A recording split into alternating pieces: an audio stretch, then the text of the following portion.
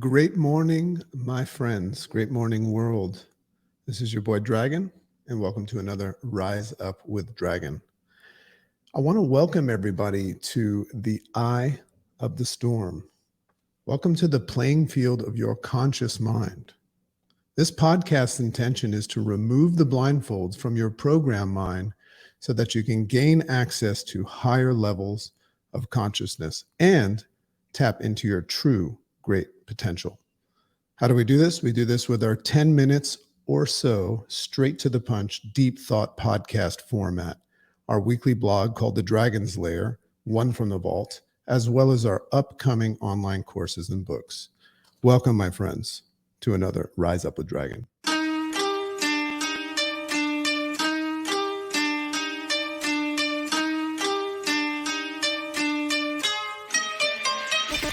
Great morning, world! Welcome to the Rise Up with Dragon podcast with your host, Dragon!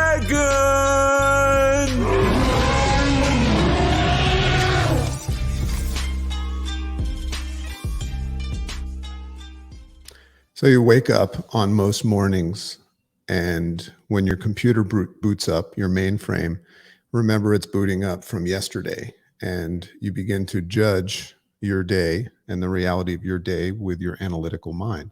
So one of the goals in life would be to learn how to bypass that analytical mind. And one of the most powerful ways to do that is through meditation. And that's why the sponsor for the Rise Up with Dragon podcast is none other than Calm Mind.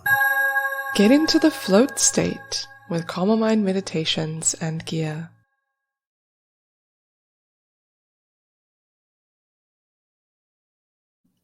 Think about what the float state is for a little bit. So great morning, everybody. Today is called the Quantum Leap. Very, very excited about this one. Just as a quick reminder, I love to give a little bit of a PSA to people that are listening. Primarily people listen to the podcast. As a reminder, the reason why I do the live show is to get video footage for our snackables and all that stuff. But the main reason I do it, and that's a little bit of an encouragement to all of you, is to put yourself out there live and uncut with the potential of disaster. It's actually very good for you. And that's why I do this on a regular basis. So a couple little dragon thoughts. I've been really going deep down the rabbit hole, a lot of positive response from all of you. Going down the rabbit hole is just about just recognizing that everything that we think we know, we probably don't, right? So, I'm just so fascinated with all of these things, these theories that exist out there, like the simulation theory, that can't be disproven. So what that does is it makes me kind of go down the rabbit hole and just check some things out. And when you do, you find out that there's theories out there that, like I said, can't be disproven, and it forces you to become open to whether or not they exist. So I've been doing a lot of reading. Reading a great book right now. Actually just finished it by Rizvan Burke. And he's just a genius. He wrote a book called The Simulation Hypothesis. The next one I'm reading of his is The Simulation Multiverse. This is a just super smart guy that graduated from MIT, and he is in the gaming industry. And he just identified that, there's no proof that we're not living in a video game. Anyway, so I've been reading his stuff and just uncovering a lot of cool stuff. So one of those things, and this leads into the quantum leap, and this is where I kind of got the interest in going after this, and hence have this rise up in front of me today. I don't know if you know this, but Einstein, we all know Einstein from E equals mc squared and stuff like that. But he actually won a Nobel Prize for something else. He actually won a Nobel Prize for something that he created in 1921. He won the Nobel Prize just 1 year later for what was called the photoelectric effect. Look it up. It's fascinating. And it was a big advancement for all of us. But what was interesting about it is if you go back before he started evaluating photons, Einstein would call them quanta. Back then, that's like when that term first started. And that the photoelectric effect led to some really smart dudes, finding out about, what they call indeterminacy and superposition of electrons and particles. So here's what's cool about quantum leap, because when I say quantum leap, you probably come up with your own idea of what that means. And I'm going to interpret it into human terms. But what indeterminacy and superposition mean is that when they look at how particles, and lights, and photons and stuff act, what they notice is that they are superpositioned, meaning they exist in multiple states at the same time. So what's cool about that is that means that until somebody, you or me, observes the activity of a photon, that's the only time that they exist in one place. If we're not observing something, they actually exist in multiple places. So there's so many things that come up there. What that means is that when a photon travels from point A to point B, there's no measurement of it in between. It kind of exists in both spaces at the same time. So there's a little bit of time travel interest in there. But also, it also reminds us that until you actually observe something, until you make an observation of something, first of all, it doesn't exist. But if you know something is there, but you can't see it, and I'll give you an example of that, it exists in multiple states until you see it. Here's the example. There was and this is something you can look up. There's a really, really cool experiment done by a guy named Schrodinger, and it was called the Schrodinger cat. Just dig on this for a second. And what he did was he just gave a hypothetical. He didn't really do this with a cat, but he gave a hypothetical that there was a box, and inside the box was a cat. And in that box, here's the hypothetical, there was some sort of a trigger that would, if the cat triggered it, it would trigger a radioactive effect that would immediately kill the cat. So the question was, looking at the box, was the cat alive or dead? And you couldn't see it. So the hypothesis was that it was 50% alive, 50% dead, right? Either or. And you could make some sort of hypothesis based on what you think the cat would do. But either way, what Schrodinger was trying to prove is that until you opened the box, the cat was both alive and dead. So that was his way of explaining this. What I love about that is if you look at this day ahead of you, and then we'll get into the quantum leap in a second. If you look at this day ahead of you, until you look at it, and remember, we look at things through the lens of the past very often, our program from yesterday, our analytical mind, our programmed mind, until we look at the day is both good and bad every day. It's, there's a positive and negative charge to the day. So until we actually make the observation and call it, and we get into all that stuff in my podcast, being a shot caller. So what that means to me is, first of all, as I wake up in the morning, I got to get my shit together. I got to get my brain moving and my virtual reality suit and all the tools that I use to observe things in life. I got to get them working for me rather than against me. So that was a long-winded way of saying, get a morning routine, everybody, and control what you consume and things like that. So let's get into the quantum leap. So what a quantum leap is by definition, it says it's an abrupt change, sudden increase, or dramatic advance, right? So that could be good or bad for you. So note, a quantum leap is rarely used in scientific context, but it originated as a synonym of quantum jump, right? So if you're looking to jump towards something good, you love it, but sometimes we can jump in the wrong direction. And a quantum jump describes an abrupt transition, as if, as I said before, an electron, an atom, or a molecule go from one discrete energy state to another. So here's what's fascinating about that. Let's put it in Rise Up the Dragon terms. What's fascinating about this to me is the idea that it means that the particle, like I said before, can actually exist in multiple locations at the same time until it's observed, right? Until it's acted upon. In fact, the location of the particle is only defined, as I said before, under observation by a human. Think about it. What else can make an observation? I mean, maybe there's artificial intelligence that can make an observation, but it's still being observed by a human. So observation in general has to be done by a human, Isn't that interesting? Without humans, there's no observation. And without observation, anything is possible. So can you see how the real goal here is to work on the observer, right? Reality itself is created by the observer. So if the observer fucks that up, well, then reality sucks. So before that observation, it exists in multiple places, as I said before. After it is, in that one, place in that instance. So like the particle, your day, as I said before, is both good and bad until you observe it as one or the other. It's a choice. When you wake up in the morning, before you go from unconscious to conscious, your day is both good and bad.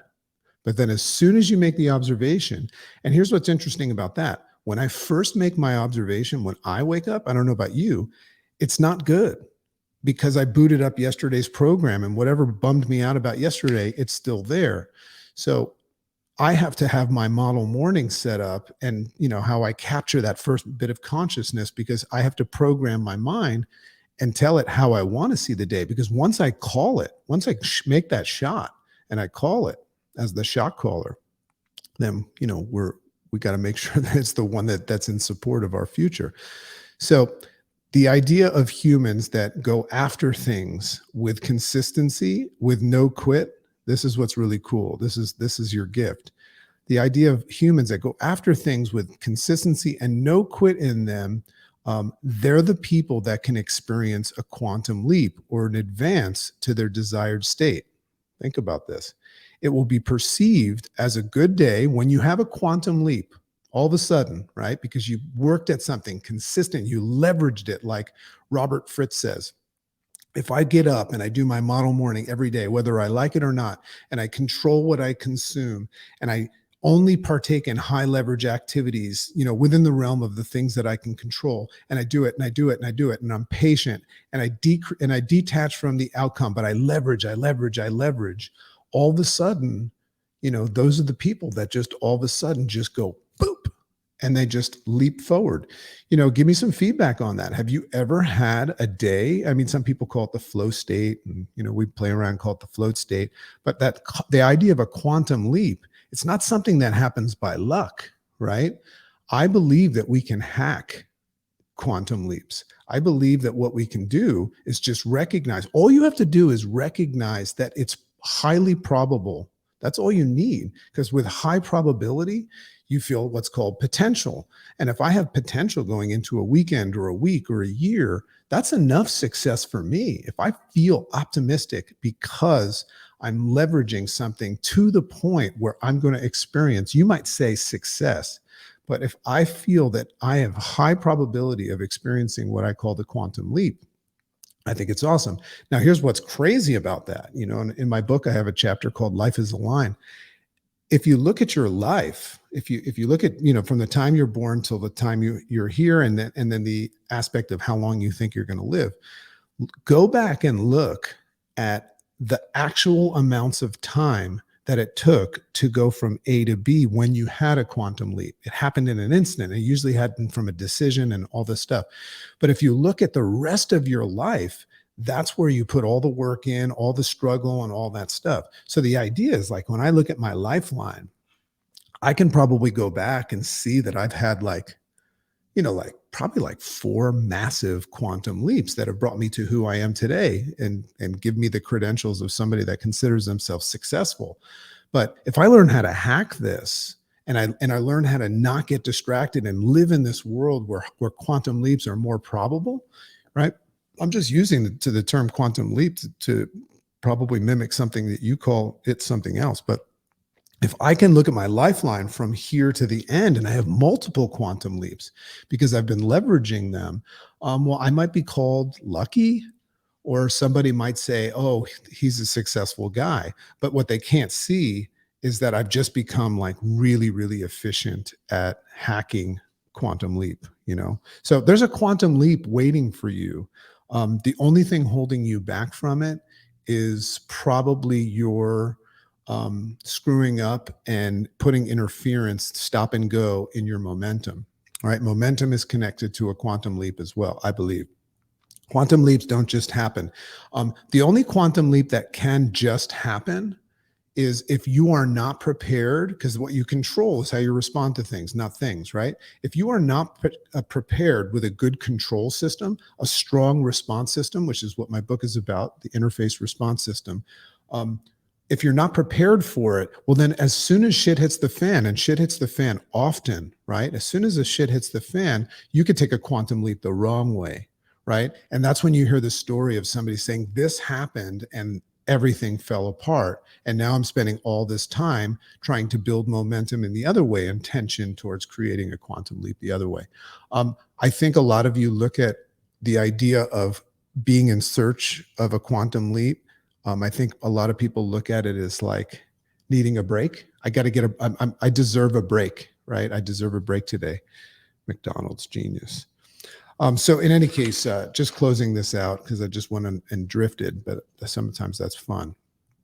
The idea of doing things with consistency, doing them with no quit, and being patient, knowing that at some undetermined point, you got to be okay with the undeterminacy of when this will happen. Remember when I was talking about superposition and indeterminacy? What that means is that your successful state compared to where you're at right now, it already exists and it exists simultaneously. But when you start observing these things and calling it with your analytical mind, that's where it gets complicated. Just be patient and just know, and you can take my word for it, that if you leverage yourself with consistency and no quit and you're patient, you're going to experience your quantum leap. It could be coming very, very fast. Could be really, really soon, as long as you don't stop swinging that pickaxe right before the diamonds hit, right? So if you've been at it for a while, your chances are very high and you'll enjoy the feeling of potential.